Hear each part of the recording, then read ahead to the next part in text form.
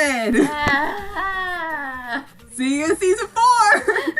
Fuck. Jesus Christ, but like honestly, man, we're like getting one new season every year, huh? Yeah, pretty much. Like, we get like a Hiroaka season in the spring and a Ruby season in the fall. That's just how it runs. Yeah, but like not trying to diss Ruby or anything, but Hiroaka is something that I'm actually fucking looking forward to now. Same.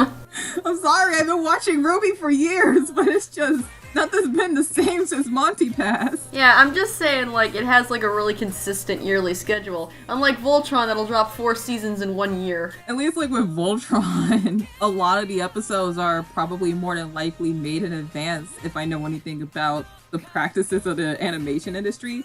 Fucking Hiroaka, they are able to do the yearly schedule because, you know, the show is seasoned and the manga is like leagues ahead of the show at this point. So they can get away with doing it yearly and hopefully not have to worry about, you know, oh, how do we play catch up or do we have to delay or something like that, like fucking Attack on Titan did because, god damn it, Hajime. Like, hey, Attack on Titan's coming. Oh, wait, actually, the manga's gonna end this year. Okay, Attack on Titan's coming next year. Actually, no, the manga's still ongoing. All right, we're bringing Attack on Titan back. All right, cool. Just, yeah, here, the manga. All right, awesome. We're gonna break up the new season and then air the rest of it in goddamn April because fuck you and your manga. Holy shit. I'm not even paying attention to it anymore. Like, it's gotten to the point where I didn't even know there was a 3rd season for like 3 weeks. What the fuck? Season 3 started airing in July! Exactly, I didn't know. Season 3 started airing in the summer fucking... Oh my god, you just like broke my fucking heart there because I just wish Attack on Titan was as popular as it was back in 2013. Well, they fucked it and waited 4 years, so it's kind of their fault. And then fucking Hiroaka came out and it took everyone by storm and then fucking Attack on Titan came back and no one fucking cared. To be fair, were you actually able to watch the season, like, right when it came out? Because it took me months to just, like, will myself to watch it. Yeah, it's pretty hard to, like, if you don't read the manga like I do, I can't blame you for having a hard time watching the animated seasons, because I have an equally hard time reading the manga. Mm-hmm. Not because it's like boring or anything, but because everything is so fucked up. Are we talking about My Hero Academia? Fuck. That's gonna be the intro to this fucking podcast. I don't care. No, dude, that's perfect. So, Emma, how are you doing today? I'm doing fine. I mean, my legs are broken from a concert, and my heart's broken from My Hero Academia. See you with season 4. Can't wait to see the League of Villains attack again. The time the League of Villains shows up, the time the League of Villains shows up, and the time the League of Villains shows up. Gee, for some, like, you have all these fucking villains, and then you put them all together in a league, and then all you get is the fucking League of Villains showing up over and over, and okay, yeah, this is a problem. At least it's going to be a problem. Oh, well, you know, I would say, you know, hopefully we don't see him in season 4. Hopefully we'll get a break from them in season 4. But they're fucking recruiting, so we're going to see even fucking more of them in season fucking 4. Hey, you know that fucking guy who just robbed that convenience store? They're a part of the League of fucking Villains now, because fuck you. Honestly, I kind of like the idea that they're converting more people, because that means that it won't be the same, like, 5 people over and over and over. Like, I think that's one of the reasons that the first arc of this season wasn't so dull, because, like, the majority of the villain cast was new. That's true, even though, like, only 2 of them we actually saw at the end of season 2, and even then it was only briefly. So season 3 really fleshed out those 2 that we got a taste of, and we got some new ones, like fucking this fucking guy over here that's like a mix between Venom and Deadpool. I don't know what that ship name is called. This fucking lizard guy who has the most legendary piece of shit sword I have ever seen. Jesus fucking Christ. Also fucking Magician Man over here. And Nightmare Fuel, who can, you know, shoot knives out of his teeth. Oh my god, I just realized, Magician Man? He's, yeah. I don't know how to put this in ways where I will not go off and spread the gospel of JoJo. Oh god. But the way that he fucking just put Katsuki into a little ball reminds me so much of Giorno's Stan Goat Experience. where he just high stakes into like little butterflies or toads or whatever the fuck. So Magician Man is kind of a stand user. I don't fucking know. Honestly, I wouldn't have been surprised if he was just a JoJo character redesigned in the Hiroaka art style. Actually, Ida does do a pose this season. Of course he does. Pretty sure the boy is now a stand user. Everyone is a stand user. Quirks are just stands with less flashiness. No. The real fucking stand user in this show is Tokoyami. You and I both know that. He's literally a stand user. Jesus Christ, wait. We should probably start talking about this fucking season. Oh, yeah. We're getting off track with JoJo because fucking season 5 is airing right now and it's the hype as shit and it's only been 2 episodes. We've been off track for like 7 minutes. This is gonna be a long one. Oh boy. So, right off the bat, what do you think about this season? You know, it's kind of hard to say. Like, I think season 2 was more blow me out of the water type, but this was still very, very good.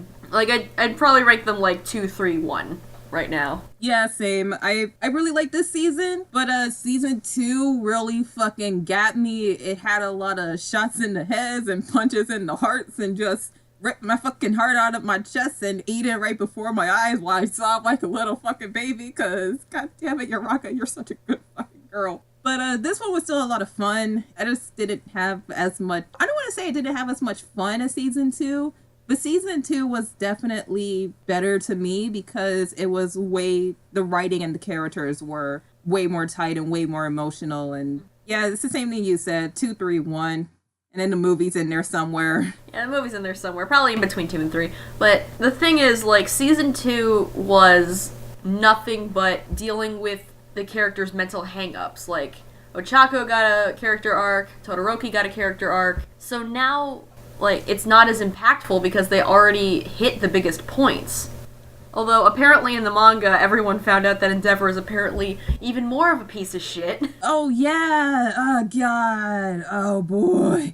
I honestly can't wait for them to animate that because all I want to see is Endeavor getting a taste of his own medicine in glorious 1080p HD. I know, right? Fuck Endeavor. Fuck Endeavor. But yeah, this season, wasn't really much as far as character development or mental arcs. It was more just, you know, the standard shonen arcs, but those were still really fun because we love these characters. Yeah, this is more of like the hero training season because they start off training, they go, like, it's training in the forest, training at school, then they take their fucking license exam, and like you said, it's a shonen battle season, basically. But it's still, like, a really fun season. And if there's one character who really got an arc this season, it's All Might. Because All Might had, like, a big thing going on there, and it finally concluded this season with his retirement. By the way, this is totally fucking spoiler-filled if you couldn't fucking tell. Oops. Anyway, if you're ready to begin, we're gonna keep this from being a giant fucking clusterfuck, because it's a long season with a lot of arcs. So we're going to be talking about this arc by arc before we conclude with the voice actors, and then we close out. Yep, hopefully before my parents get home, because they hate hearing me ramble about my anime bullshit. So, alright then, so we should start! Training camp arc. Alright, so the first training camp arc. Now that their final exams are completed, Class 1A has finished their first semester at UA High, and summer has finally begun. The students are looking forward to enjoying an overnight training camp in the forest, and excitement fills the air until their arrival, and they are greeted by the wild pussycats and a very angry young man named Kota. The students quickly realize that this camp is going to be harder than they thought as their teachers try to cram in at least another full semester of knowledge into our wannabe heroes, not only with physical training but also quirk training and exercises of teamwork and courage. However, our heroes let their guard down too much as the League of Villains attack once again. Hey, remember that time the League of Villains were attacked? I remember that time the League of Villains attacked. And even though this is the second or third time, it feels like the millionth. This is gonna be a long show. This is gonna be a long-ass fucking show. Fuck. Pro and wannabe heroes are scattered in the chaos. Some are out cold, some are injured, some are lost, some lose themselves to their quirks, some lose their quirks. During the attack in the forest, Deku realizes that Kota is missing, quickly deducting that Kota is in his secret hiding place. Izuku goes to retrieve the young man, only for his worst fears to be confirmed, and sees that Kota is about to be attacked by the villain Muscular, the same villain that killed Kota's parents and gave him his rage towards heroes. However, after watching Izuku put himself in harm's way, pushes himself to the limit and beyond, and defeats the evildoer who took his parents away from him, Kota realizes why heroes exist and why they put their lives on the line, to protect those like him who cannot protect themselves. Even though Izuku has gained his first fan, someone who looks up to him as a hero, he cannot celebrate. The fight with Muscular made him break his fucking arm again. He broke both of them, the little shit. Awesome. And he learns that the League of Villains are here looking for a target. It's Bakugo that the villains are after, and no one knows why. Izuku is able to release this message, and Eraserhead gives the students full permission to use their quirk and training in order to fight back and keep Bakugo safe. However, even though they did their best and put up a good fight, our young heroes are bamboozled, and Bakugo is taken away by their villains. As he's being pulled away into a portal of darkness, he only has one thing to say: save yourselves and run. End of the training camp arc. Fuck. So this was kind of a fun arc while it lasted. Oh boy. It does start off really fun, though. It's really fun and lighthearted, and the students are, getting their asses kicked by giant forest monsters, and they have to run for, hours in a dark fucking forest. I feel so bad for these kids, but yeah, seeing them, have to physically push their quirks to the absolute limit is really interesting, just to see, the million different ways they have of doing that. Mm-hmm. It's not just strength training. Midoriya does strength training because, his strong body is part of his quirk. But, Tokoyami will just go into a dark cave and scream. And it's fucking censored because whatever the fuck is going on in there is too fucking dark for TV. But no, you're right, because I don't think, like the students, a lot of people have even considered quirk training and training your quirk. Because we know that these kids are super fucking powerful and super fucking special. I mean, you have a character like goddamn Todoroki, but has anyone ever thought of Todoroki being able to use both powers at once if he just trained his quirk? So the first part of the arc was really fun, but then it just makes it more, terrifying when the villains actually show up, and the forest is on fire, and everyone's dying and being pulled into dark abysses. Yeah, that's very true, because when this arc starts, it's okay, these kids are going to go through hell, and they're going to enjoy it because this is what they want. This is what they want to do in their lives, and it's really fun and interesting seeing all of these different setups to help everyone train their bodies and their quirks. And they even have some students working together in order to train their quirks. But you also meet some new heroes in this arc that are really fun and really enjoyable, even though you only get to see and get to know two of them, the Wild Wild Pussycats. And then you have Kota, who is the character that I would actually like to talk about the most during this arc. It finally gets to, when the villains attack, and it's oh shit, it's really dark out. Oh shit, there's poison gas. Oh shit, the forest is on fire. Oh shit, we're missing half the pussycats. Oh fuck, that's blood. Oh fuck, Tokoyami is going fucking crazy because he lost control of his fucking quirk, and now Dark Shadow is going to murder us all because, holy fucking shit, revelry in the fucking dark, alright. Revelry in the dark. It's the most emo thing I've ever heard, and I love it. You do not know how fucking emo goddamn Tokoyami is until we get to his goddamn dorm room. We'll get to that in a minute. We'll get to that. But there's a lot of new characters in this arc, so we should probably get to them. Yeah, but I don't really think the Wild Wild Pussycats really matter that much. I mean, they're fun characters and they're cool while they last, but the character that everyone really remembers from this arc, I believe, is Kota, because he has quite a bit of a little arc of his own, and like I said, he's the character that I want to talk about the most. So, with Kota, when he's introduced, he's very angry, and then you see him again, and he punches Deku in the dick. And Bakugo compliments him. And it's Izuku doesn't really, get mad at him or anything, but it's when Kota is guarding the fucking girls from Mineta, because fuck you, Mineta, why the fuck do you exist? That Izuku has to take him to, to go get some rest, and he learns that Kota's parents were actually killed by a villain while protecting citizens, and that the reason why Kota hates heroes is because he doesn't really understand them, because when his parents died, everyone said that they died doing a noble deed. Koda doesn't see that. Koda just sees, hey, my parents had a dangerous job that I don't understand, and they're fucking dead now. So fuck hero work. Exactly, and Midoriya learns this all while there's only about 5 inches of cloth covering his dick. Yeah, pretty fucking much. Could this boy have not put on pants before he went to go see the fucking Pussycats and get this tragic backstory? Even with all this information, Midoriya still treats him very friendly. And, you know, he finds out Koda's secret hiding place and he's like, hey, I brought you some food in case you get, you know, hungry. He's being Izuku. When he talks to Koda, he's crying in a way like he usually does. But the thing with Izuku is that when he gets in the way, he does it with good intentions even though he doesn't know that he's doing it. He's just trying to help. And still, Koda listens to him. And if you hear that, that's because my dog is being very affectionate right now when she's tapping her foot on the floor. Anyway, when Izuku has his first talk with Koda, you can very clearly see that he's taking something to heart, but he still doesn't get it. Is when Koda is being attacked by this fucking villain that killed his parents, and you see that he's inherited his parents' quirk, that he finally understands what it means to be a hero. And it's another one of those episodes where they show the title of the episode at the very end, making it even more impactful. And I really like episodes like that because of the power that they have. They have more impact, they're more powerful, and it doesn't necessarily have to be towards you, it just matters to the character. Do you hear all of that? Yes, it's very My loud. fucking dog, I'm sorry. Please excuse my lovable pit bull. She is spoiled and affectionate. She missed me because I left her the weekend. Yeah, those episodes are really, like, you can tell those episodes are just going to be really strong emotional beats for these characters, and they're so good.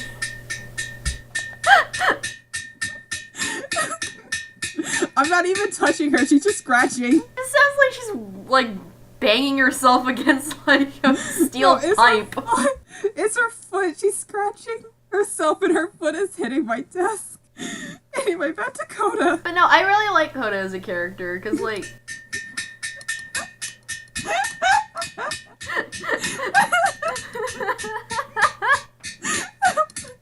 Joel, please stop. Oh, Jesus. Fucking hell. I'm good. Bryce, this is gonna be a long podcast. God damn it. Okay, so... yeah, I really like Koda as a character simply because, like, it makes sense. Like, you've seen stories where kids have that mindset of parents abandoning them because they died in a dangerous job. And obviously that would apply to Hero Society, so I'm glad we got to see something like that. He's one of those, like, kids in shows where he's a fucking brat, but he's not annoying. Man, he is, like, the second fucking character I've seen like that, because earlier this year we've had Megalobox. And Megalobox had a kid who could have easily been the most annoying little shit. But he's actually a really good and likable character. And here you have Koda, and it's like, hey, you're like an angry little dick, but I get that. And I, like, now that you fucking learned your lesson and appreciate heroes, and you're now Izuku's biggest fucking fan before he becomes a fucking hero, because... I understand now. We all need heroes. He's my hero. Like, yay, hooray. I can't wait to see you again with that little girl with the horns who I keep seeing a lot of fan art of. Yee. But yeah, Koda's a good character. I like him. Alright, well, if we're done talking about Koda, League of Villains attack again. Well, fuck. Hooray! League of Villains attack again. We get to see new characters that we saw in, like, the last season, but we're just now learning about them. And that's, the girl with the blood kink, and Dobby is a free elf. Yeah, we got, like, what, 8 new villain characters? Like, technically 6 because we saw Dobby and Toga in Season 2, but still. We got, Magician Red, Deadpool and Venom, Dobby is a free elf, Blood Kink, and some other people that I don't even remember. You got fucking Lizard Stain Fanboy, Big Lips Fucknut, Nightmare Fuel, and that one Nomu that was just made out of chainsaws. Let's be honest, the only people that you actually remember from this is Dobby and Toga. And that magician-ass fuck. Yeah, because he's the one who bamboozled them. He's the bamboozler. That's his quirk. Toga is probably, like, my favorite fucking villain in this show now. Because she's just horny as fuck. He's such a thought, though. She is knife thought. She's a total knife thought. And it's like, oh, you have a little crush on someone. Oh, hi, Sue. I'm going to make you suffer for the first of many times this season by cutting your fucking tongue. And then she sees Deku and she's like, oh my god, I love you. That scene where she, like, sliced Sue's tongue, that physically hurt me. It's like when you see, like, certain things happen in an action scene where, like, they hit something, like, just right and you kind of feel it. Oh, it's so bad. Not to forget, like, Sue was the fucking best girl. And before this happened, we had Sue and Ocho hold hands. And as someone who ships those two really fucking hard, that was blessed. I was blessed. That was blessed content right there. Then all of a sudden, here comes fucking Knife Thought here, slicing her fucking tongue. Yeah, don't go cutting these sweet girls during the tender lesbian moment. Oh god. And then, so, Dobby just fucks off somewhere, by the way. Yeah, like, what the fuck, Dobby? And we have, like, fucking pro heroes are losing their shit. A bunch of the good girls are knocked out from the gas. Momo's still on her feet, and she makes gas masks. She's also very smart, and she does something very wise, and that's make a tracker and have it put on the Nomu so that they know where they're going. She's a smart girl. She's the smarty best girl. Yeah, but remember last season during the final exams where she had just so much anxiety when going against Eraserhead? That was a moment that showed you, oh, hey, she learned something. She's learning. She's growing. Hooray, best girls. Ah, such good development. Good job, Momo. I'm proud of you. And, while this happens, Deku comes back after saving Koda. Tokoyami loses his shit. And fucking the character that's voiced by Ian Sinclair, I forgot his name, the one who can grow all the limbs. He's not having a good time. Yeah, Shoji gets attacked by that nightmare-fueled teeth guy and just gets an arm cut off. And then on top of that, Tokoyami loses his shit and gets consumed by the darkness within darkness, who wrote this script. Revelry in the dark. He gets consumed by his emo, and Dark Shadow becomes super emo Dark Shadow and starts wrecking shit. And here's the problem with Tokoyami loses his shit, because everyone has to get him to calm the fuck down. They're wasting time that could be better spent on saving Bakugo. Not talking shit about Tokoyami. I love Tokoyami, but guys, it's true. It's true. But at the same time, Deku was smart about it. He killed two birds with one stone. Oops. I just realized how bad that sounded when I said it. Well then, I know a certain, student in 1A who's not very happy about that, but okay. And no, like, during this entire sequence of just Dark Shadow wrecking shit, Shoji just, like, makes a little bundle for Midoriya and just keeps him on his back the whole time. He does this again later this season with fucking Sue, because let the best girl sleep, she suffered too much. I love that he makes little bundles for people with his extra arm. It's fucking crying. It's so cute. I'm glad we got to see more of Shoji, because, like, I cannot remember his name for the life of me, but this season, yeah, we got to see more of a hero that we don't really see a lot of, and he's actually really fucking cool. That's another thing I like about this season, that, like, now that the big emotional arcs for the main characters have been done, they're taking a little bit of time to show, like, the other characters in 1A, and that's really good. Right now, we get Shoji. A little later, we get some stuff with Sato for once. It's good. It's really good. Yeah, it's just, god damn it, Tokoyami. Tokoyami, baby. I love you, Tokoyami, but fuck. I just can't stop thinking about it. Like, Dark Shadow is his own character in and of himself. He's his own person. He's his own entity. Fuck, I don't... Bleh. Entity. Yes, exactly. Just say titty.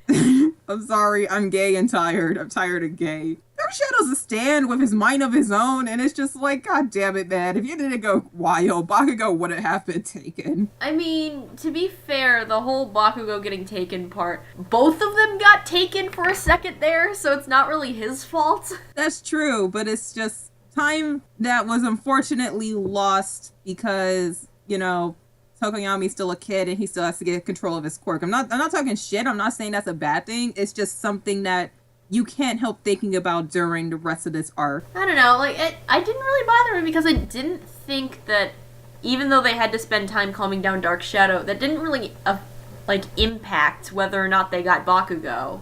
It doesn't bother me either. And trust me, it was a lot of fun to watch. Like, I don't know. I can't really blame Tokoyami. Even if he had control of Dark Shadow, I couldn't blame him. Me either.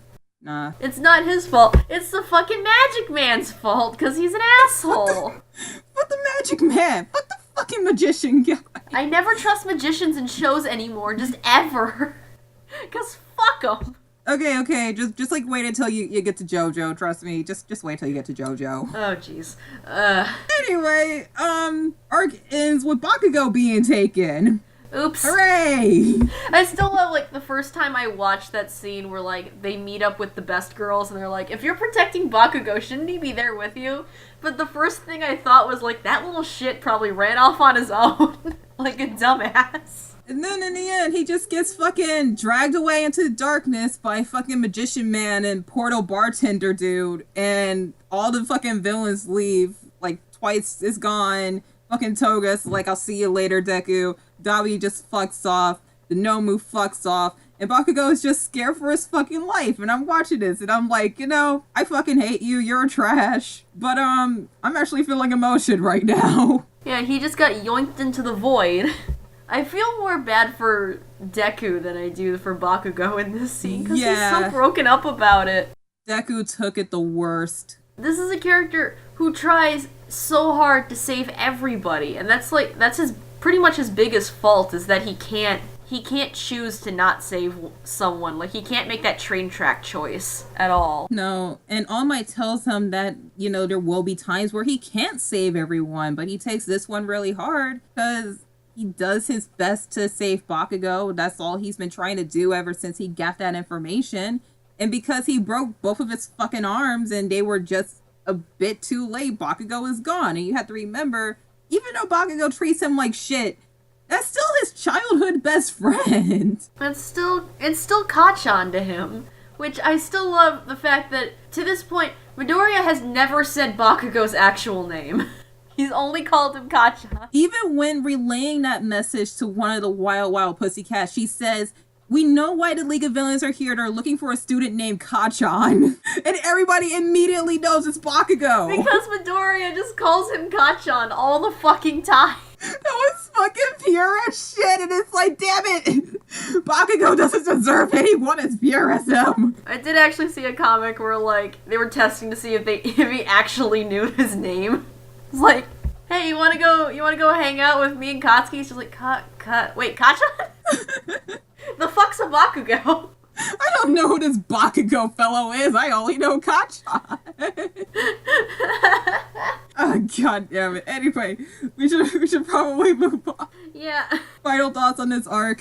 It was a good arc to set up, like, just the dread of the next arc, and just, like, totally wipe away, like, the purity that we had at the beginning of it for a little bit. But no, it was some good action, some good new villains, and, shit. Let's hope Bakugo doesn't end up being Sasuke. No, we already have an emo Sasuke, but he comes in at the beginning of the licensing arc. I know, he's best friends with Tintin. Oh god, alright. Hideout Raid arc. The training camp ends early as students are transported home into the hospital. Izuku's arms are now fixed, but he's warned by the doctor that if he pushes himself beyond his limit again, he may never be able to move his arms again. It's awful news, but Izuku is too occupied with the thought of Bakugo's kidnapping. And, I'm just gonna call Bakugo Kacchan for the rest of this fucking episode. Please do.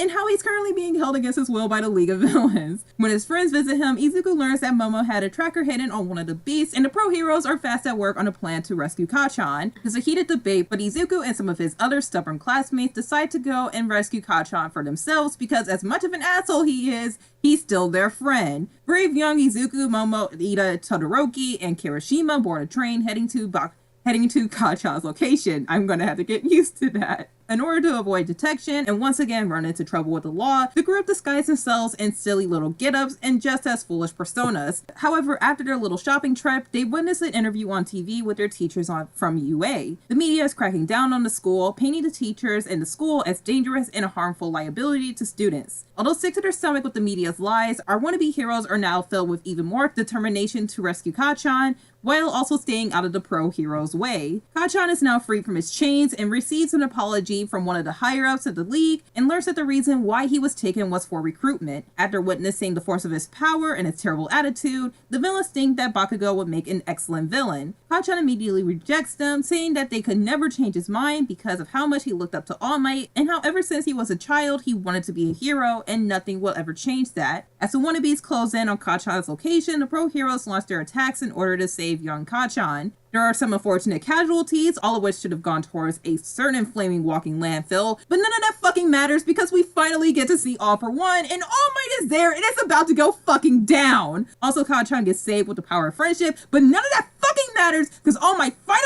throws down with All For One and wins, and it was fucking amazing to watch! All For One is defeated, and there it is! We waited 3 seasons for this, people! Holy fucking shit!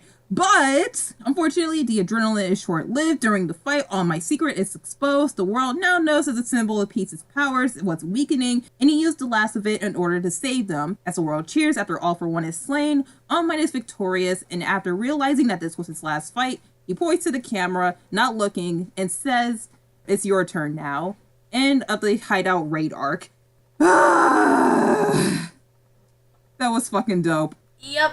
This arc, holy shit. Fucking All Might versus All For One. That's all that matters. Nothing else matters. Look, that's just it's just, how long? We waited 3 fucking seasons. All we've heard was All For One and how All Might's power is passed down and how All For One is the big bad and how All Might won't be there when Deku has to go against him. And now, here we fucking are with All Might using the last of his fucking powers in order to take down the boss villain. And it's just, it's so fucking heartbreaking, but it's so fucking glorious to watch. Yeah, it was so kick-ass, but like, I don't know, it seems weird that a shonen anime that's going to run this long, like, brought out the final boss this early. Like, I know he isn't dead, but still. Yeah, All For One, he died a long time ago, but he isn't fucking dead.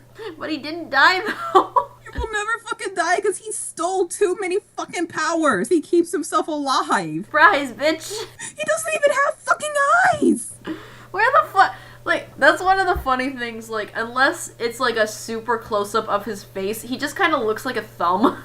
That's true. He's just like wrinkly. His eyes are replaced with skin. Yeah, he's only got the mouth, so if like he isn't talking, he just looks like one of those thumb things from Spy Kids. He looks like a sad, withered corpse, but it's like, you know not to fuck with him because he will steal your fucking power and make sure that you will never work again. I also figured out some kind of disturbing ramifications about all this. Because, you know, that one pussycat ragdoll that kind of just like flat out went missing, and they found her later in this arc? When All For One came out, he was talking about taking her quirk. And I remember her quirk was that she could stare at people and know everything about them. Dare. So, oops, he can pretty much be psychic now if he ever gets out. He's going to get the fuck out again. We all know this. We all know it.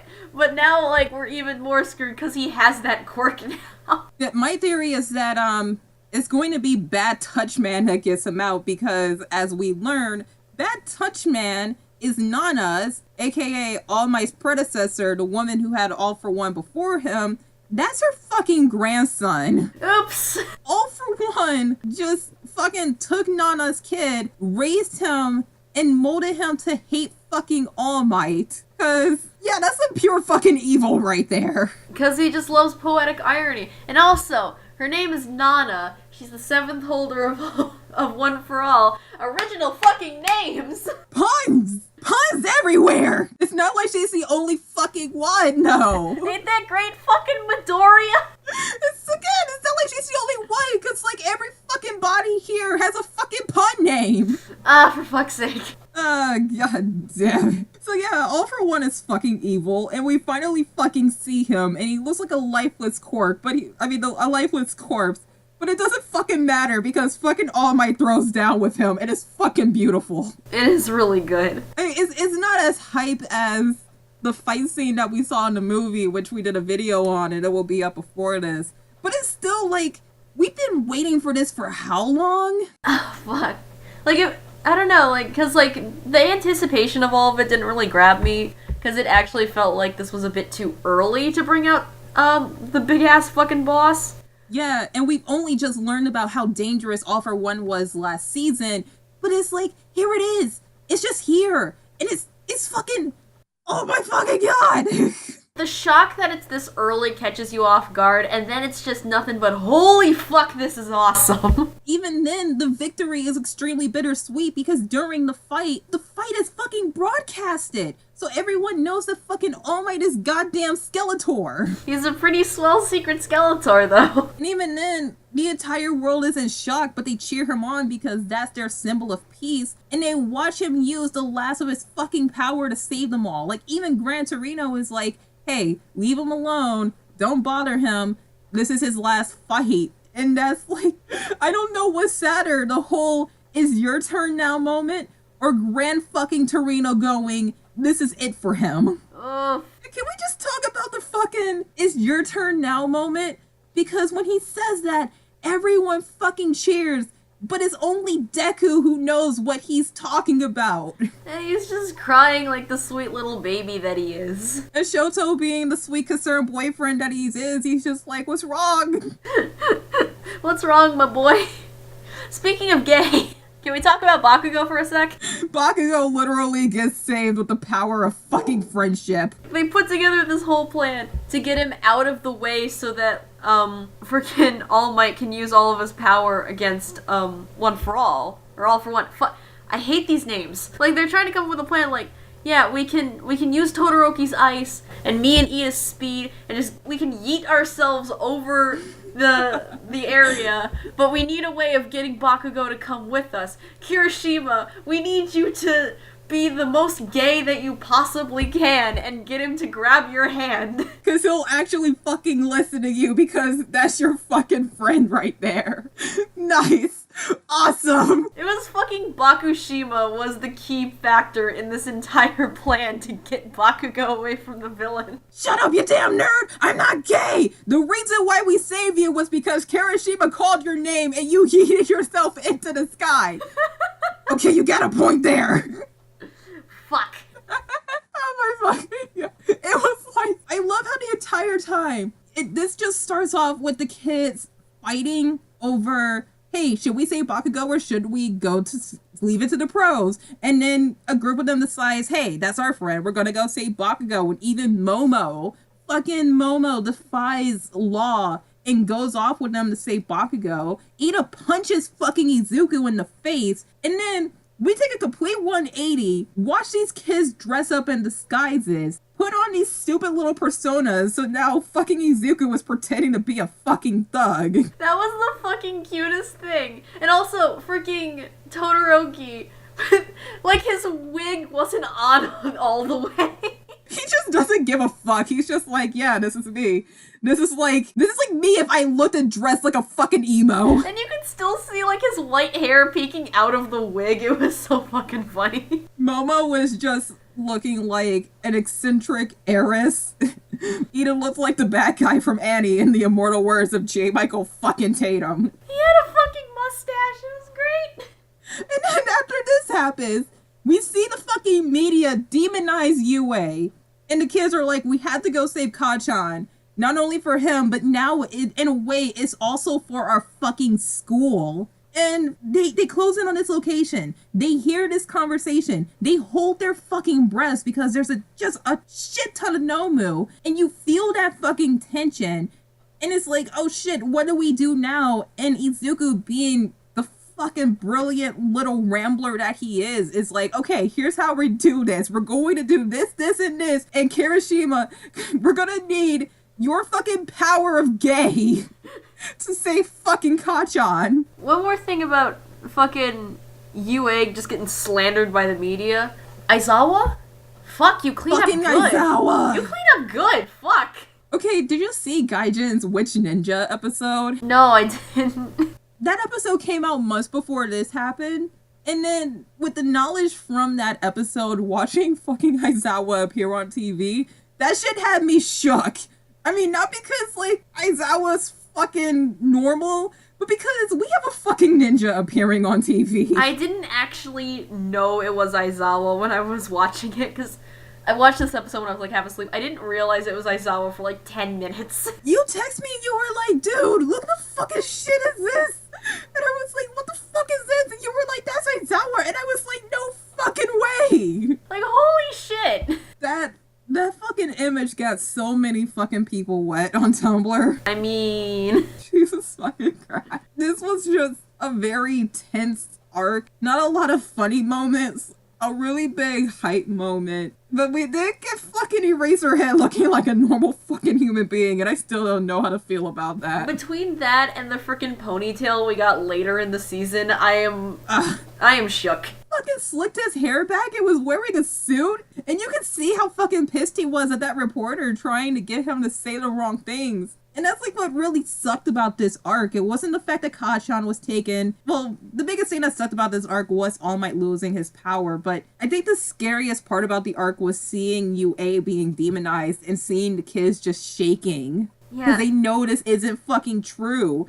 And all the people around them are believing this. Yeah, it was so fucking terrible that, like, yeah, like, you gotta stop killing the children, but, you know, UA doesn't deserve to be, like, just attacked for all these reasons. That it's just a bunch of villains being assholes. It's not their fucking fault. It's another, like, moment of this show that makes me realize how much thought was put into it and how, in a way, real this anime is, because they work so hard to create a society where people and heroes coexist and live side by side, where it makes sense to have heroes and villains while still having a very active police force, and being a police officer is still a noble job.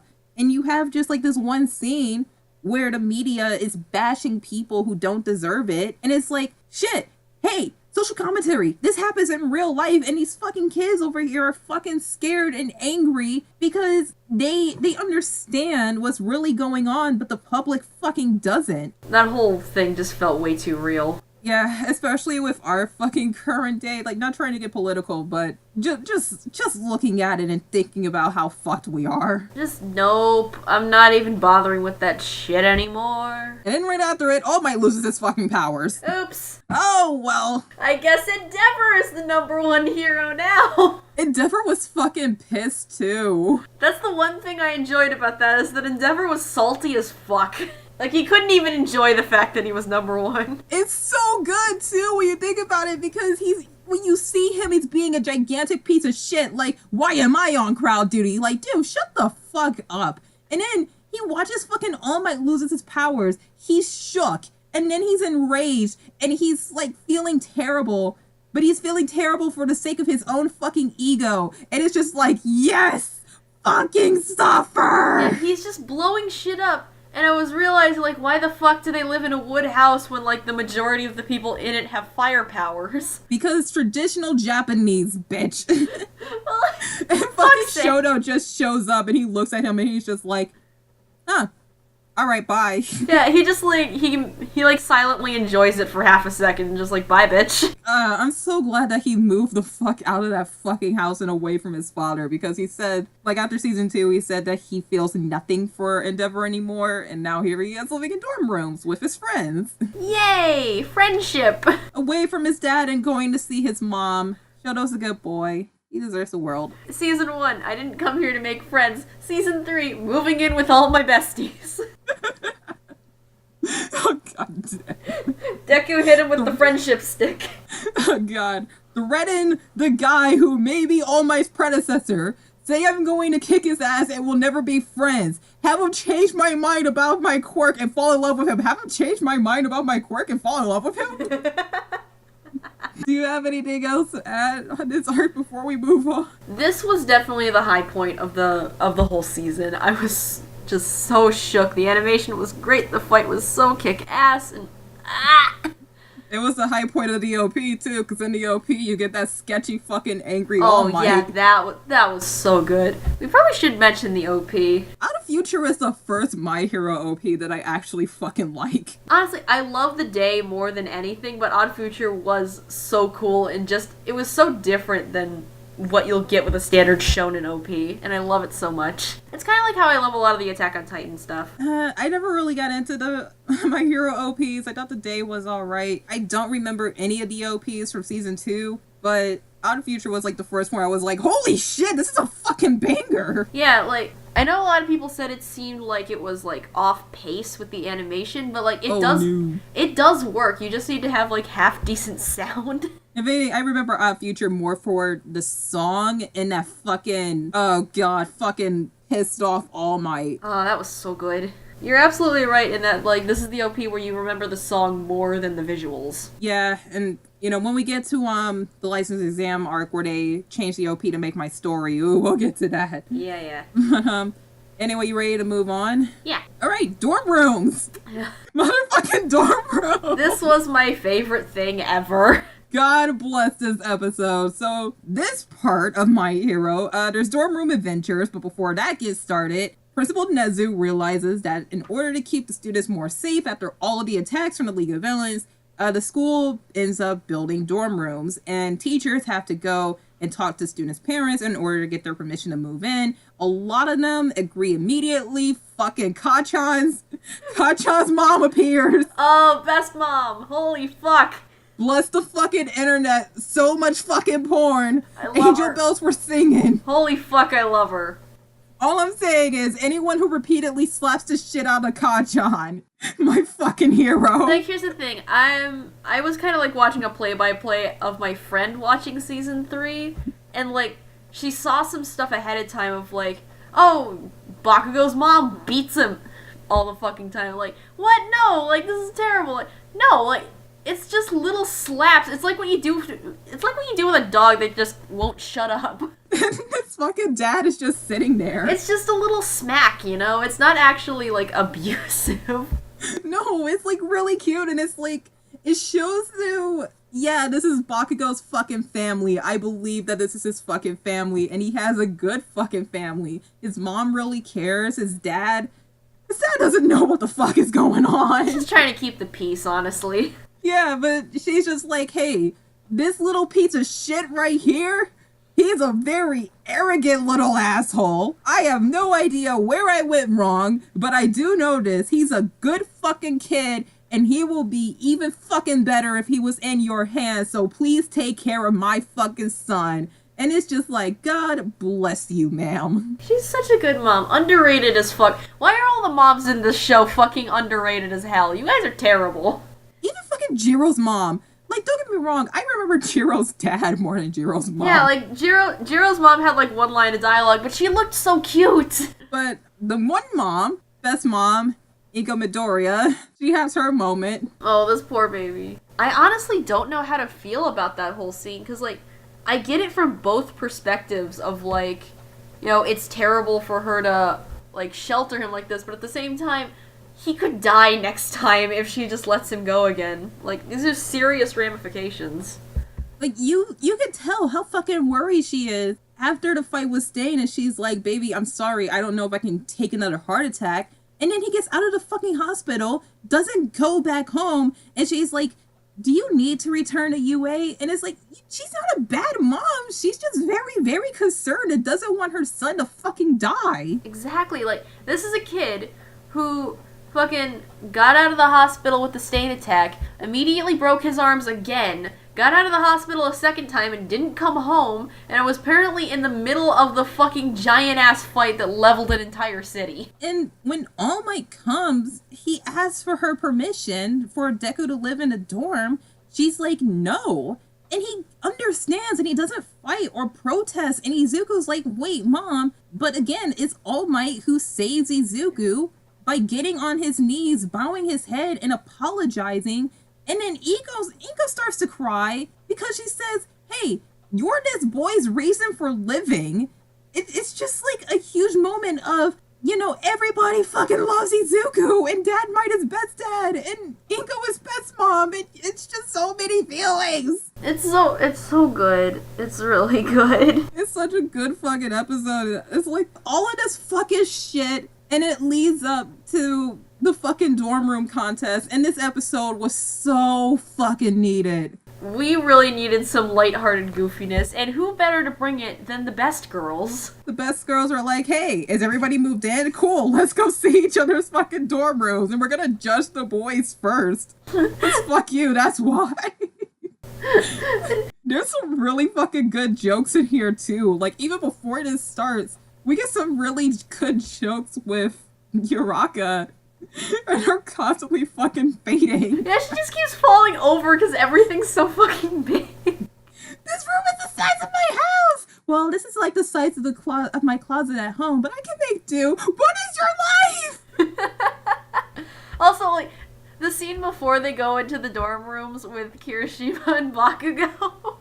And, like, Bakugo, like, makes Denki short out just so, like, everyone's paying attention to him instead while he he pays Kirishima back for the fucking night vision goggles. Yeah, because fucking Aizawa brought down the mood and Bakugo's just like, hey, come here. Alright, show them you're stupid. By the way, speaking of moods being brought down, they made the fucking best girl cry. Oof. Fuck off! Stop hurting the best girls. This is like the second time you made her suffer. Kasu is just like, she's like, hey, you guys know that I'm the one that speaks my mind. But I feel really bad for not stopping you. And after what Eraser had said, it made me feel as though I didn't deserve to have fun with you because I wasn't being a good friend. And I'm just like, baby, no! And she just starts crying. Stop hurting Sue. Leave Sue alone. Leave everybody alone. Just save these kids, please. Can we get to the dorm rooms now? Oh my god. Fucking Koda had a bunny! Everybody went into Izuku's room and they see nothing but all my shit everywhere. And they're like, wow. I felt personally attacked.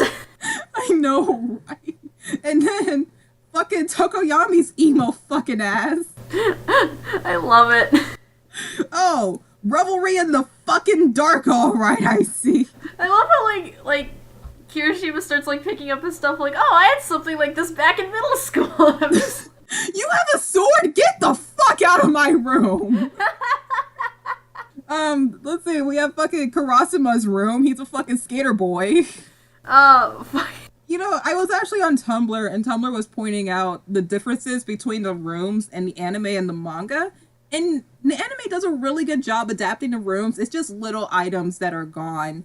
And I really like looking at the rooms in manga form because, you know, it's a very nice manga. It's very pretty, very detailed. But the rooms, the backgrounds have so much fucking detail and personality. It really shows you, like, who these kids are. And yeah, you're moving into a dorm. You want your room to be comfortable. You want it to represent you. And that's what every single dorm room looks like. Yeah, they were just, in general, they just totally went all out with designing these rooms. It was so awesome.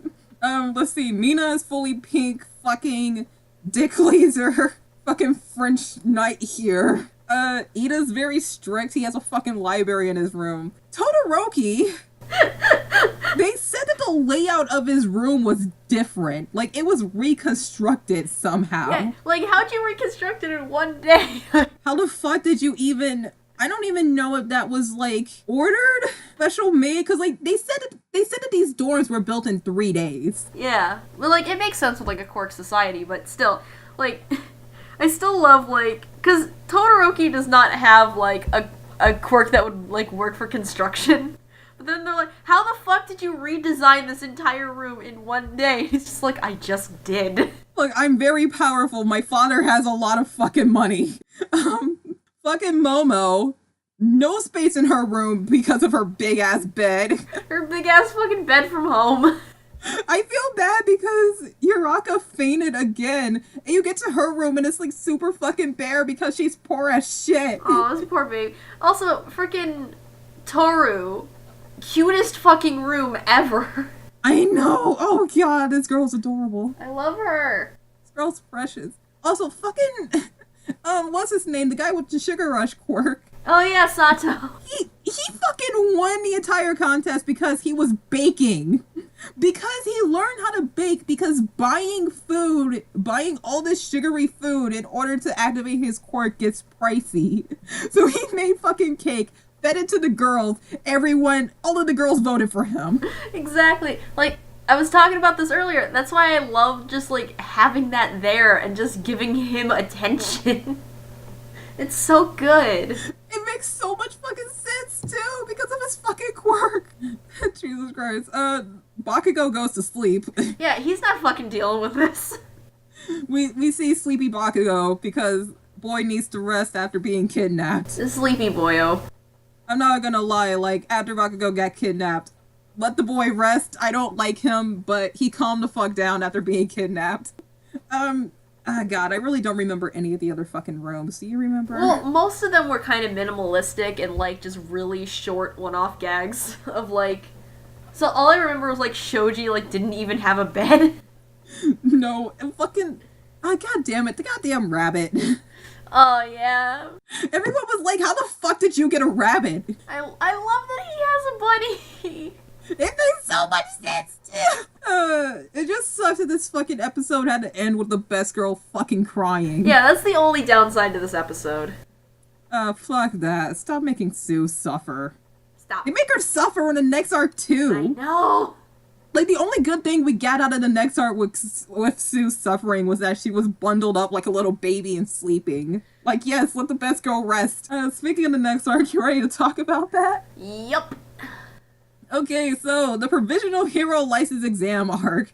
After getting settled into their dorm, summer is coming to an end, and the first years squeeze a bit of final training before their license exams. Students learn how to develop special moves with their powers and have their costumes upgraded to better suit their new needs. Izuku asks Ida for training to focus more power in his legs to attack, and his suit now has braces because remember, if he breaks his arms one more fucking time, then he is beyond fucked. Training comes and goes, and the class travels to the exam site where they are joined by other hero training schools. 1A, however, is ill-prepared because, to their shock, they learn that the former 50% passing rate has been lowered to a mere 1%. The first test has all 1,540 students go head-to-head, as they must use 6 balls to hit 3 targets on their enemies. If all 3 targets are hit, you're out. If you take down 2 targets, you pass and can move on to the final round. Only 100 students are allowed to pass. And thanks to them being constantly in the news and being broadcasted nationwide during the sports festival, Class 1A are primary targets. But of course, everyone passes because they're Class 1A and nobody else fucking matters. The second exam is a mock search and rescue operation where students must retrieve stage for civilians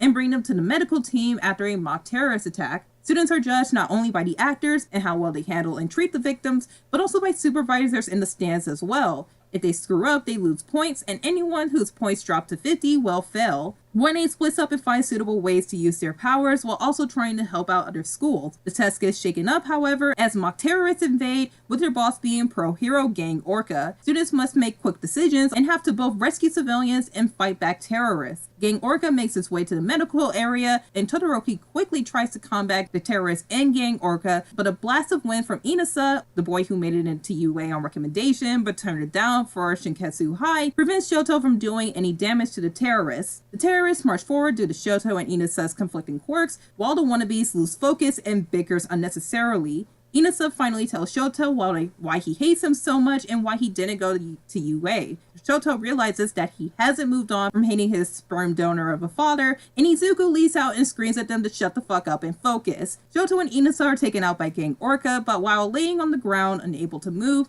they will not give up. Although their quirks conflict with each other, the two are strong together and push their differences aside to form a blazing whirlwind, trapping Gang Orca inside and preventing him from moving any further, only letting him out when the exam ends. Everyone in Class 1A passes but Bakugo due to his attitude and Shoto because of his fight with Inasa. The students are informed that not all hope is lost, as special classes will be provided so that in the next few weeks they too will have their exams and can join their peers in being acting pros, but only in emergencies. Everyone heads home with their new permits. Izuku's celebration with his classmates is short-lived, however, when Bakugo tells him to meet him outside after lights out. Kachan takes Deku to the beta training ground where they had their first fight and finally confronts Izuku on why All Might gave him his powers and how he feels as though he's the reason why All Might had to retire. Kachan wants to settle a score. Izuku doesn't want to fight back, but is forced to and wins. All Might appears and comforts Kachan, telling him that he knows he's in pain and that it isn't his fault that he had to retire. Kachan promises to keep All For One a secret, and the two are taken away to be punished. All Might helps the boys out, and they are given a light sentence of house arrest, Izuku for 3 days, Bakugo for 4. End of the Provisional Hero License Exam arc. Alright, one thing I just want to clear up, just in how you said it, Bakugo is the one who won the fight, not Midoriya. Oh yeah, you're right, shit! But to be honest, the fight kind of sort of only ended because All Might showed up. Yeah, like there was no real actual winner. It would have kept, if it was an actual fight between the two of them, Midoriya would have won by the end of it. But it was stopped prematurely, and it was just a sparring match, so he didn't go all out. But that fight was heavy, man. But let's briefly go over the licensing arc, because like not a lot happened all that much aside from like the stuff with Todoroki and like a few of the one-off characters. That's true. I honestly don't remember much from the students taking their exams besides the big stuff, because this felt like the longest part of the season, because the season starts off with everyone continuing with quirk training, and they develop special moves, and that's really fucking fun and kick ass. We also meet Mei Hasumi, who we saw in season 2, but we get to know more of in season 3. She's a part of the supporter class. She develops special gears and stuff, and she's a lot of fun. Yeah, I fucking love Hatsume. I really hope we see more of her. Yeah, she's just really excitable, really energetic. She honestly, at any fucking moment she could be expelled, but why the fuck would you do that? She's too talented. And also, apparently she has really big tits, and that's a nice plus. Oh yeah, the part where boobs? Boo! Everyone was too scared to talk around her because everyone was just like, oh gee, can you please make my costume and not her?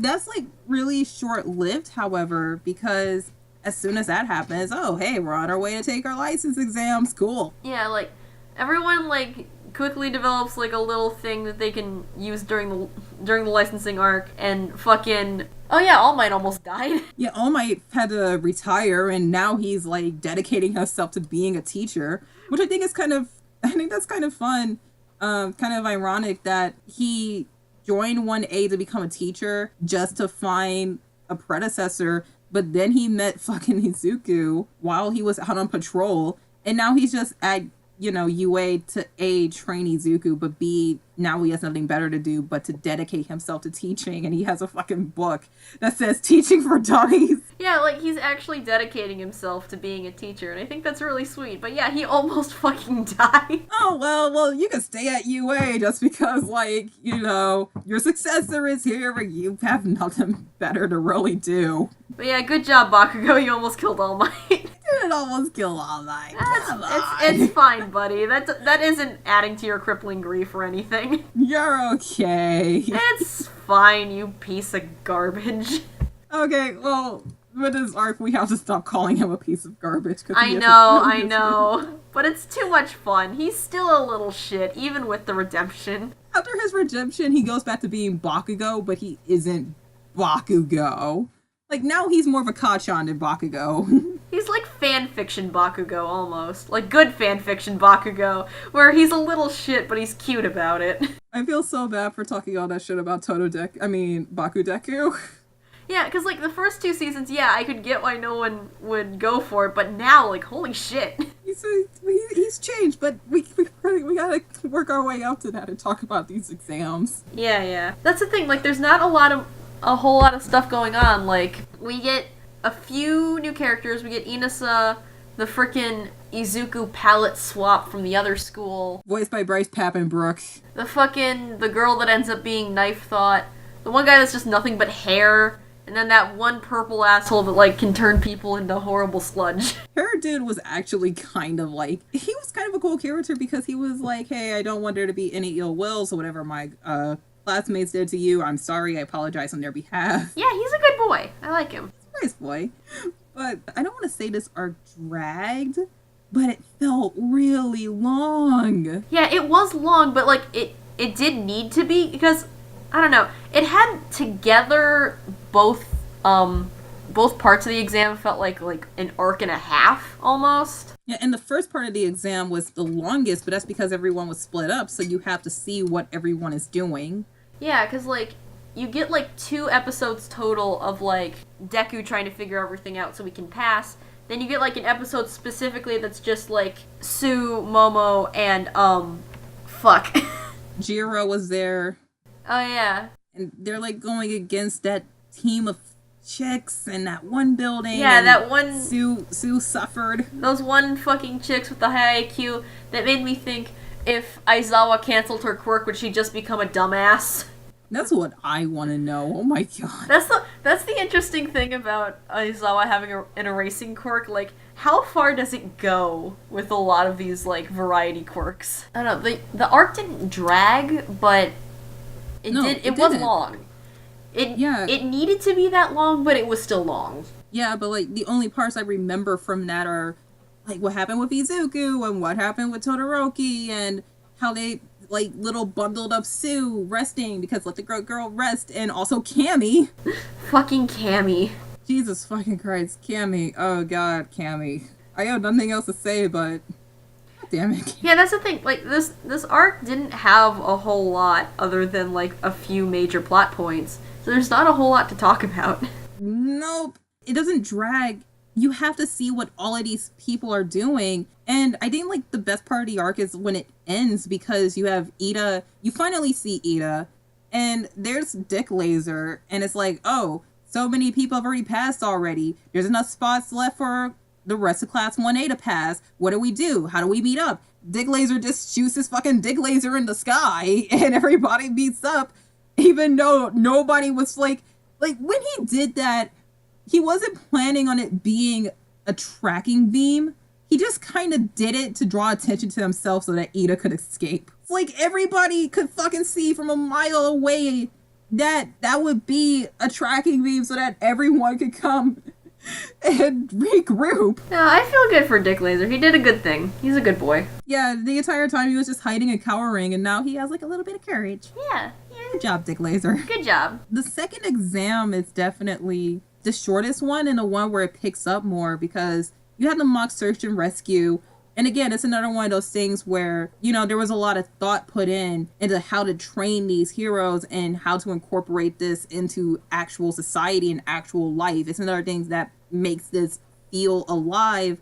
And it was really interesting to watch and seeing these heroes take this so seriously, even though it was an exam, but you have to treat it like it's real. Mm-hmm. And you have that thing with Shoto and Inasa. Y'all fuckers. Shut the fuck up! I still love how they were fighting, and then Deku was just like, you fuck asses! Have to get back to work. What the hell is wrong with you? What the fuck are you doing? I'm just gonna jump over here, save Bryce Papenbrook's bitch ass, jump away, you two work this shit the fuck out already. Like, just from all of that alone, we knew that they weren't gonna pass. It was still interesting to watch, but at the same time, I'm just like thinking, shut the fuck up. I get that you're super passionate about heroes and that you didn't go to UA because Todoroki would be there and he was just as bad as his bitch of a father.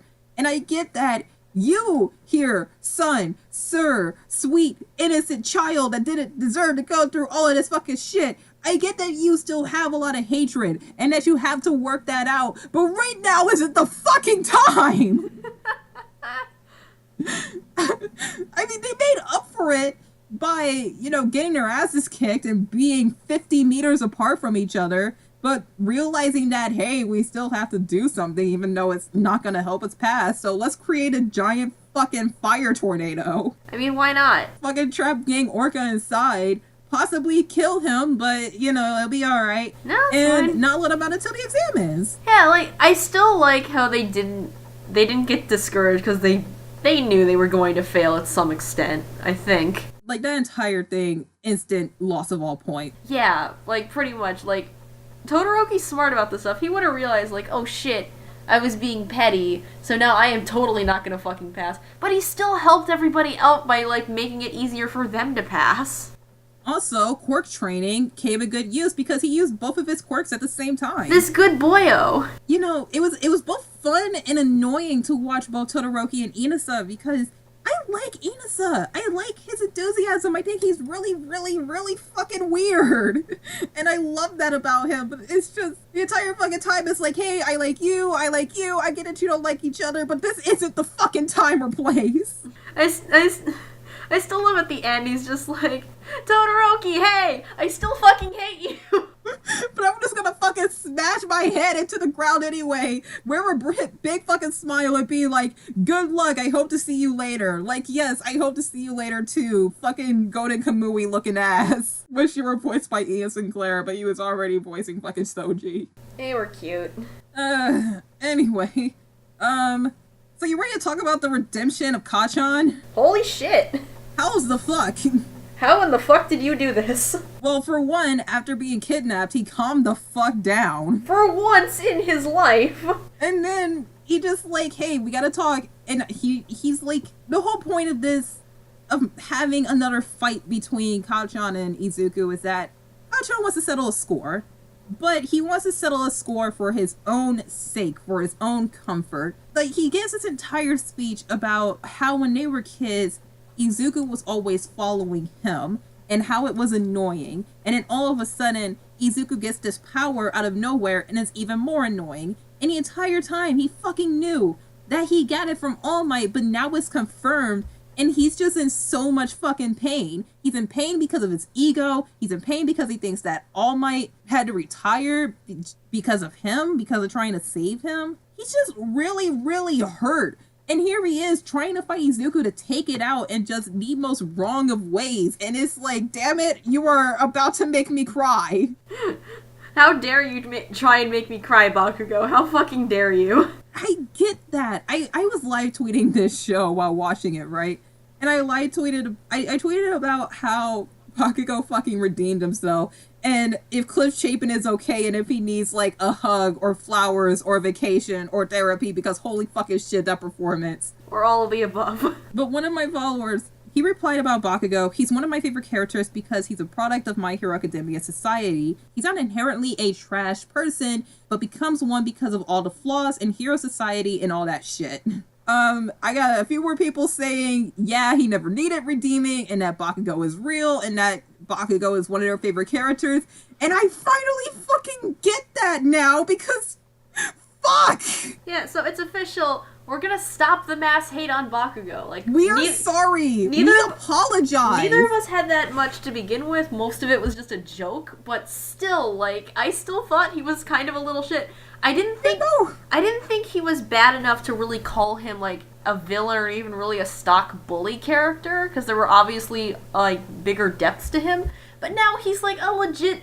He's a good boy. I'm putting him in the good boy category now. Look, I'm just saying, Kachan, you redeemed yourself. Please keep it up. You can keep being you, but you're not being as you were before. You're actually kind of a good person now. And in the end, he's like, yeah, I'll keep your stupid little secret.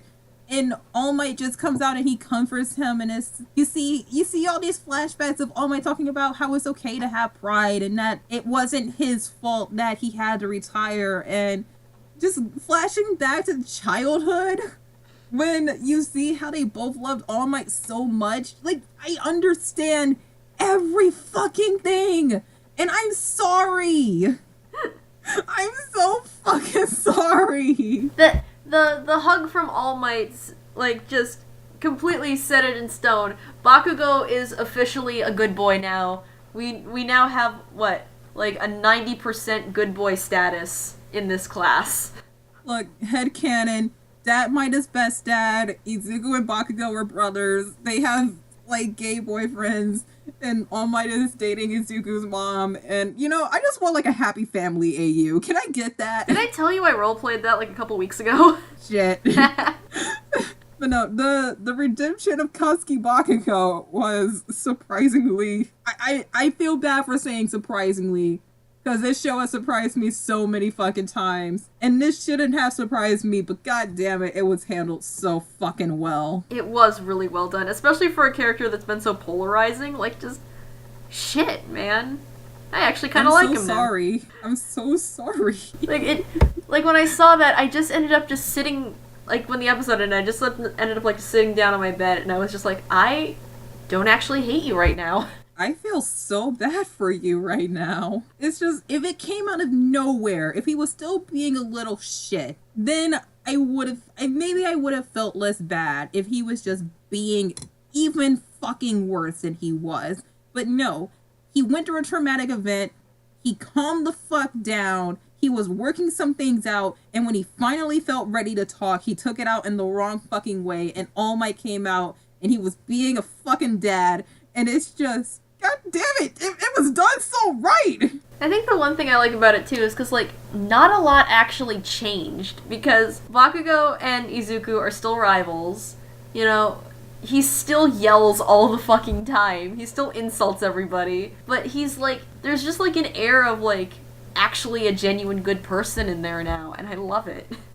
This was a good fucking ending. Yeah, I loved it. It was good. It was good!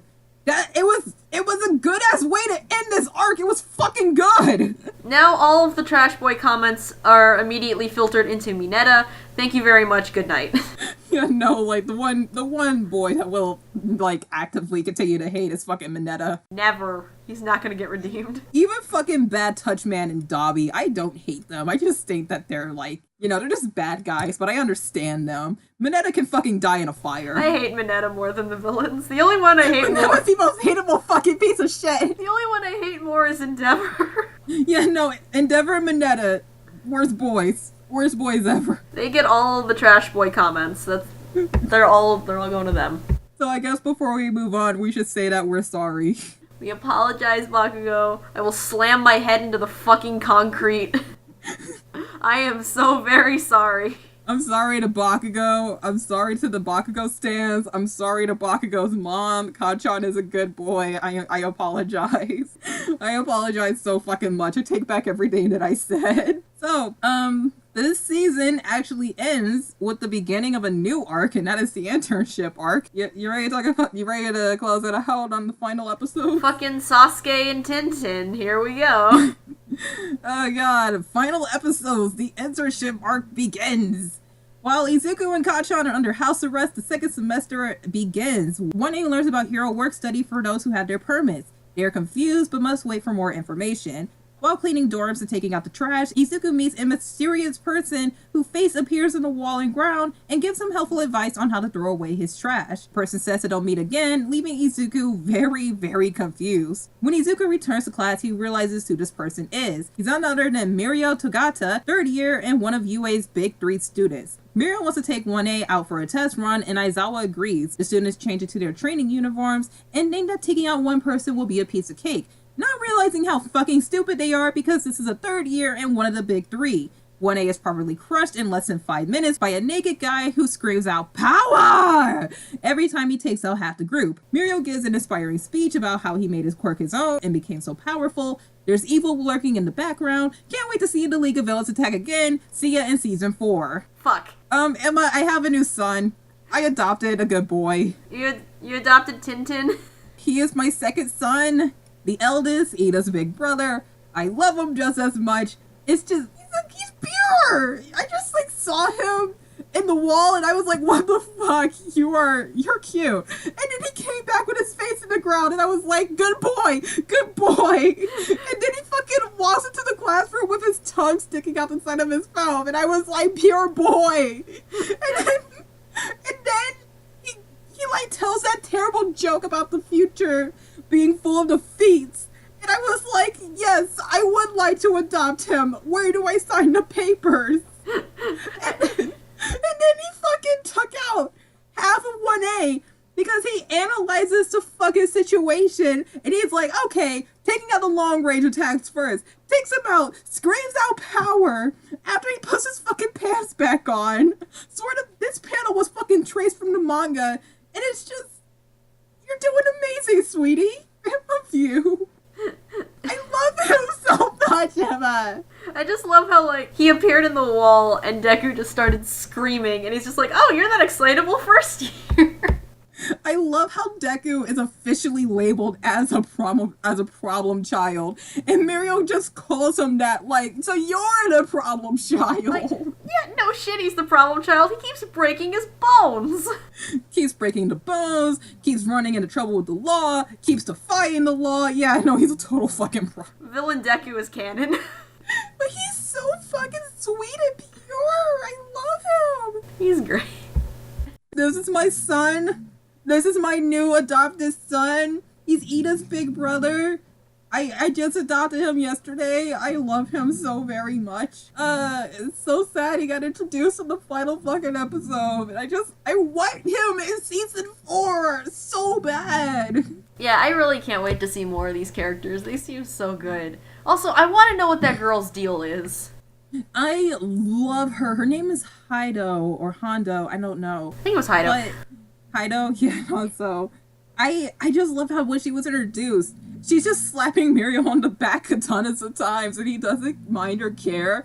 And then she goes into class 1A and she's asking all of these questions and it's like, dude, you are basically the audience right now asking all of these questions that we want to know. And it's like, oh, hey, answer the question. No, don't move on. Listen for the answer. I want to know that answer as well. Well, like, the only thing that made me uncomfortable was her actually asking about Todoroki's scar. Like, okay. Yeah, no, you went too far there. Too far, honey.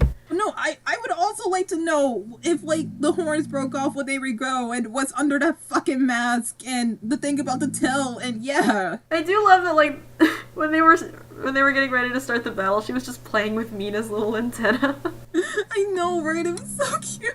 I want to fucking ship out of that. I just need more material before I ship it. Right. I mean, I will ship anything in a heartbeat, but it's just like... I just need the material. That's really all I need. Yeah, I've learned my lesson after the Dragon Prince. Fuck. Yeah, I find that I need, like, 2 to 3 scenes before I can get into full ship mode. That's my minimum. And we have Tamaki, Emo Sasuke, who looks scary but actually has a shit ton of performance anxiety. It's so cute how he just, like, he refused to talk even though he's a 3rd year. And he's just so shy. He just turns around and leans his head against the wall. It's just, you're pure. I like you a lot. Just mood. I mean, it only lasted for 2 episodes, but it was a fun too. I just love how all of 1A is like, oh, this will be a piece of cake. We're gonna take him down, and then they just get their asses handed to them. I actually had a stomach ache by like just how many times Mirio just punched them all in the gut. He keeps losing his fucking pants. Every time he went for a gut punch and just could not keep his pants on. He's fighting all of them naked. It's great! But you know, he was still a gentleman. By the end of it, he apologized, like, yeah, sorry. I wasn't actually gonna try and show it to you. It just happens. I have a hard time with it. He's such a gentleman. He apologized to all the ladies in case they saw his dong. Even then, he's just... It doesn't sway him. It doesn't bother him. It's like he's used to it. And he has such a positive fucking attitude. Like, your ass was on national television and it's like you don't even give a shit. You're so nice. I love you. My son. He is a sweet boy. My child. I love how I have a blonde child. And they're not an angry little shit. Congratulations. Congratulations to me. We're gonna get along with Armin very, very well, I can tell. Oh god. These were a fun past 2 episodes. Also, this was the episode where Ida was a stand user.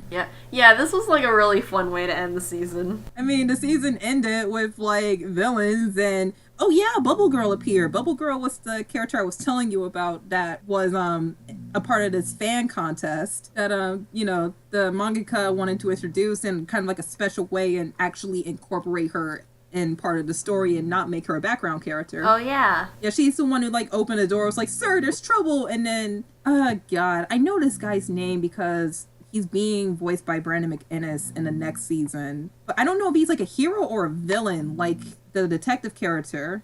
I'm not sure. I'm pretty sure he's like a hero because Bubble Girl looks like a hero. Yeah, but I'm not dealing with like future spoilers for right now, just cause... Me neither, fuck. Yeah, fuck it.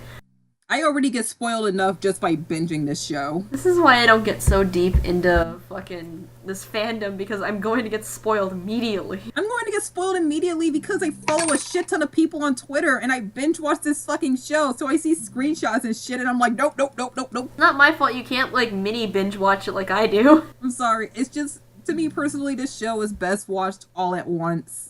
It's just a lot more fun that way to me. That is true, but like I try to compromise a bit so I don't get spoiled on everything, where I just like I wait like a month and watch like 4 or 5 episodes at a time. That's a good idea, but I don't think I can do it. Yeah, I tend to go like an arc at a time. Yeah, doing an arc at a time is probably a much better idea. Just like keep up with the wiki. But anyway, season 3 is done. See you in season 4. I like how they actually ended this season by starting off with a new arc because, okay, I'm going to be honest, I'm only saying that because I got a new son out of it. Yeah, that is true, but like, this way they can actually like hype it up a little bit. Because like, we see what we can get. We just gotta wait to get it. That being said, you ready to talk about some voice actors? Because we got some new ones. Sure, but we gotta be kind of quick about it because we spent 2 hours rambling. Alright, that's true. Coda, voiced by Cassandra Lee Morris. This was, like, another one of those just, like, standard, like, really good adult to kid transition. It was pretty smooth. I don't know, the little mannerisms in the voice did really well to, like, actually convince me it was a kid. Angry little shit, believable angry little shit. Almost made me cry at the end of the My Hero episode. I really liked it. Let's see. We talked about these two before, but now we actually get to hear their performance. Toga, voiced by Leah Clark, and Dobby, voiced by Jason Lebrecht. I'll admit, like, Toga really does remind me of, like, a really edgy middle school girl. Like, I'm just saying, because, like, she was just like, oh, stabby, stabby, blood, blood, blood. I don't know, it feels a little overdone, but, like, the voice fits it very well, I'll admit. Yeah, what you said about the edgy middle school girl, I feel as though that's the point, because she looks and acts like a child, like a school, like someone in high school or middle school. But she's really fucking horny. And she gets that across very well, but she's also very stabby, stabby, die. Yeah, like, I don't know, it feels forced just in general for her character, and the voice complements it very well. Yeah, especially when, like, when you realize that she's taking the place of fucking Cammy. Ah, fuck. Dobby. Again, we don't get to see a lot of him, so I can't really say anything about Jason. Yeah, we can't say a lot just only because he's very minimalistic in his speech, but he does, like, just carry that, like, fuck, I don't care about anything, I'm gonna go fuck off over here kind of vibe, and it works. Yeah, it's just, I don't really notice it because he's not really there. Like, the character I notice more is fucking Twice because he's fucking Deadpool mixed with Venom. He did sound exactly like video game Deadpool, though, Twice. He totally did. Oh my god, who voices him? I'll look it up later. All for One, voiced by John Swayze, sorry. Oh, like, that shit was chilling, man. Like, it was, even though this is a fucking villain who doesn't necessarily look all that intimidating, he's just like a big guy in a suit who just looks like a big ass thumb. Like, the voice is what really carried it more than the actual design. Like, what I get out of this voice is a villain who knows what he's doing, who's been around for a long ass time, and who's in control. Like, he knows that he's powerful, he knows that nobody is going to fuck with him, and he just carries it. God, he's scary. That's all I can say. He's scary. He's fucking scary. If he shows up again, I'm gonna shit my pants, so. Twice is voiced by Newton Pittman. Pittman, I mean, sorry. He was, let's see. I know him from stuff, but a lot of the things that he was in, it's like, yeah, no, you were there. Oh, he was Ryu. Oh my god, he was Yamada. Oh. He was Yamada, and Yamada-kun and the Seven Witches. Oh, man. Well, there you fucking go. Huh. Okay, anyway, May, voiced by Alexis Tipton. This was a lot of fun. I love her so much. Just her energy, her fast talking, just, I love it. It matches the character very, very well. Absolutely. Just, she's no holds bars, very excitable. Her eyes just light up every time she hears that there has to be a change or an upgrade. So full of energy, just... Oh man, Alexis Tipton is very good at playing these kinds of roles, and it's no different here. Yeah, it just works so good. Miss Let's Get Married Joke, voiced by Amberly Connors. Oh, God damn it, yeah. I love Joke! Why didn't we talk about Joke earlier? I love her so much. Joke is so good! I love how she's just introduced by going up to Aizawa and saying, hey, it's been a while, let's get married! And before she leaves, she's just saying, hey, now that we've reconnected, let's have our kids do some joint training. Aizawa's like, yeah, that sounds good. And I'm just like, get married already. I ship it now. I love it. How in the OP, by the way, we forgot to talk about Make My Story. Oh, yeah. But in the OP, Aizawa's all the way over here. Joke is all the way down here, just laughing her ass off and being so cheerful and fun and bright. She's just trying to wave him down to come sit next to her, and it's really cute. What I want to see is, like, I want to see her in, like, an actual fight. Yeah, because, like, they say that her fights are really hilarious, so that's gonna be room for a lot of really good jokes. Dude, I love this character. I love the performance. She's just so happy and cheerful. It's awesome. I just really want more out of this character. I want to see more of her in the future. I hope that she comes back. Anyway, Inasa, voiced by Matt Shipman. Holy shit, that passion. Jesus fucking Christ, dude. How did you do it? How were you able to fucking do it? How can you speak anymore? You were screaming all of your lines. Just, you have to say, it sounded like he was in the booth saying everything with a huge ass smile on his face. As you should, of course. But it's just so many times I was like, dude, I believe everything. Just that voice just irradiated passion and joy, and it was so nice. Oh, now I remembered. Newton Pittman was Gray in Fairy Tale. Oh, yeah, that's where I know it. Yeah, my bad. Well, anyway, are we done talking about Inasa, or do you want to talk about him? Just, he's such a good boy. Like, if you're gonna freaking adopt Tintin, I'm gonna adopt him. Go for it. Look, we can have play dates.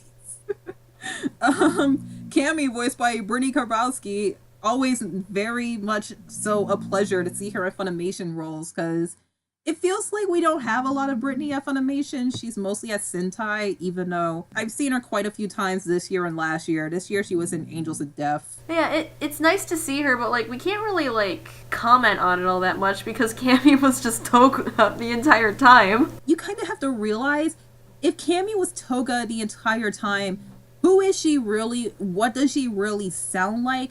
And when the reveal of Cammy being Toga, looking back on her performance, it makes so much fucking sense. Yeah, we can't really comment on her being Cammy, but we can comment on her being Toga. And I feel like that's always kind of a tricky thing to pull off. You know, doing this thing, but also having to mimic another is something that's, I don't know how she did it, but she did. Yeah, that's one of the hardest things I've ever seen in voice acting, because, like, you have to mimic a character that you already play, and then you have to mimic that character mimicking another character. It's even harder when you have to mix in both the voice of your character and the voice of another voice actor. I know! Voicing this character. It's so fucking crazy, and I'm always blown away when they're able to do it and do it well. This was really good. I hope that Cammy makes a return so we can see Brittany play the character as she's intended to be played. But damn it, for a first impression, this was fucking awesome. Mm-hmm. Gang Orca, voiced by Tyler Walker. This boy. This big old boy. You gotta remember, Tyler Walker, he mostly does directing at Funimation. He's directed all of Fairy Tail. He did the directing for 91 Days and Bakano. So it's nice to see him in a voice acting role. Yeah, it is nice. Like, it worked really well, even if he's not voice acting all the time. He did a good job. This guy, his whole thing is that, you know, he's big, he's muscular, and he, according to President Mike, who we only get to see President Mike at the end of this fucking season. I still love it, though. I know, I was so happy when I saw him. But according to President Mike, Gang Orca is on a list of heroes that look like villains. And I totally fucking believe it with the goddamn performance. Me too. Because, like, you have to remember, the performance, not like the voice actor's performance, but the mock terrorist performance, he looked and sounded like a villain. He was 100% serious and legit, but at the same time, there were a few lines in there that, you know, you knew that he was talking as a hero who wanted these kids to shape the fuck up. Mm-hmm. And I think the performance complements that very well. Tyler Walker, he does a really good job voicing characters like Gang Orca, big, burly, manly ones. And this is no different. Yeah, like, he can sound like an intimidating villain, but at the same time, when you say he's a hero, it's not something that it's something that I'm actually convinced by. I liked it. Gang Orca, we saw him once before the license exam arc with the rescue of Kachan, and he's like one of the top heroes, so he could pop back up. Yeah. Tamaki, voiced by Aaron Dismuke. Oh yeah. Character we don't get to see a lot of. Just silent emo Sasuke. Head against the wall. Oh, this sweet boy. No, Aaron Dismuke, this is like the perfect role for him. I'm not gonna lie. Yeah. This because he, you gotta remember this was the original voice of Al from Fullmetal Alchemist. And yes. Yeah, he came back to Funimation and, after growing up. And a lot of his roles were like either villainous or very quiet. And this is what I expect from Aaron Desmuke. Like, as soon as I heard the voice, I was like, oh, hi, Aaron. It's good. He's a good voice actor. This is where he belongs. Good. Like, all right, Colleen. All right, good casting. You knew who to get and where to put him. Hondo, voiced by Lindsay Seidel. Oh, the sweet girl. Another very bubbly, very fun character. A lot of fucking questions to ask. I want to see more of her. She's so cute. Yeah, she's adorable. We got so many like new good girls this season, and I love it. All I have to say is, Minetta, stay the fuck away, cause you insult me, you fucking pervert. Disgusting. That joke where he's just zooming in on all of her measurements. Usually I would laugh at that, but. It's fucking Minetta, so fuck him. Yeah, that's the thing. I'm not even, like, necessarily against, like, the standard anime pervert. He's just an ass. He's so annoying. Finally, Mirio, voiced by Rico Fajardo, my son, come back. I need more. Just, another character that just, like, made me feel so good inside, and the voice was a very big part of that. You could tell that Rico had a lot of fun with this. And I hope he has a lot more fun. And I hope that this character also has a pretty serious moment where he has to, like, be serious. So I think Rico was kind of a perfect fit for this, because when I first heard it was different, and I wasn't able to pin that it was exactly Rico.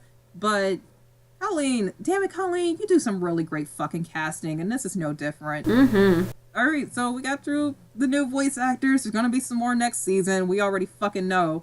I think they're gonna animate Rabbit next season, if I'm not wrong. Yes? The bunny girl? Yeah, number 4 Pro Hero. It's either next season or season 5. I'm not sure. Yee, bunny girl. I'm not sure. I just, I don't read the fucking manga. I'm just going off of what I've seen on Twitter. Well, hopefully, because goddamn, I want to see her. You showed me that picture. I want to see her. Everybody fucking does. She's hot. Anyway, with that being said, season 4, what you looking forward to? Oh god, I am definitely looking forward to seeing more of the big 3 and like a few of the smaller League of Villain characters. Like one thing we didn't get to mention, like the filler episode for this season involved Twice, and I was so happy. Yeah. God damn it, I forgot about that. This poor existential crisis boyo. Oh god. The point where he evolved from Deadpool to Venom. Yeah, no, he started off as Deadpool. Then we saw him as Venom, and then he ended up as fucking Deadpool again. And let's see, we also, like I said, the season ended with, villains lurking in the shadow. So next season we're gonna see Bubble Girl, and I'm looking at it now. The guy's name is Sir Night-Eye. So we're gonna see them next season. I wonder what their fucking deal is, because this guy looks like either a hero. I'm curious about those creepy fucking, like, steampunk bird villains that are joining the League. This guy, I'm, like, looking at the gif of him and how he just, like, dramatically fucking stands up.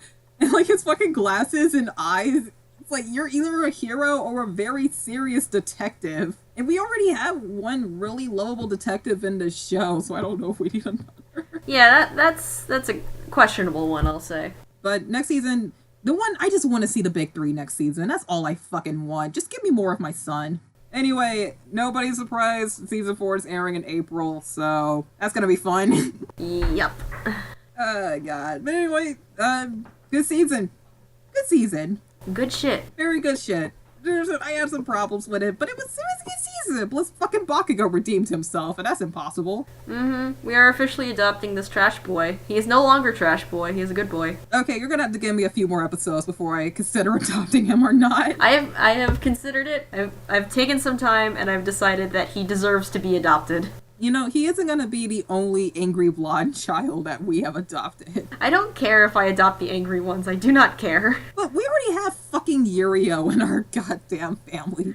Our goddamn family of angry blonde boys. They deserve it. I'm sorry, but they do. I'm just glad that I adopted Mirio, because poor fucking Armin was being overrun by all these angry blondes. It was like, finally another good boy. So I guess that's it, huh? Yeah, that's pretty much it. Can't wait for the next one. Oh god. Season 4, April, who the fuck is surprised? Nobody. That's who.